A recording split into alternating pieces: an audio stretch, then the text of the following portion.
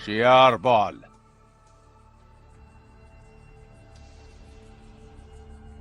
Har doimgidek.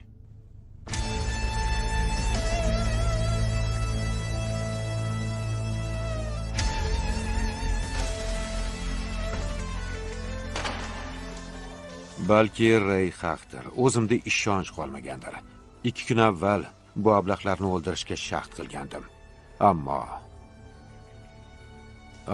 Bet va go'dak nima muhimligini aniqlab olish kerak. Qotillikdan voz kechib, nafaqaga chiqishim ham mumkin edi.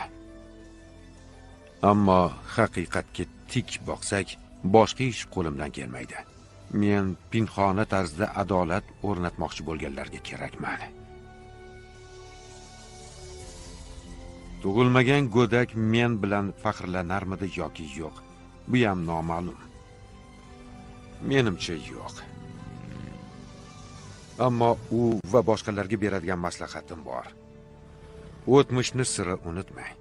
Kelajakni o'ylab siqilmang va faqat bugungi kun bilan hayot kechiring.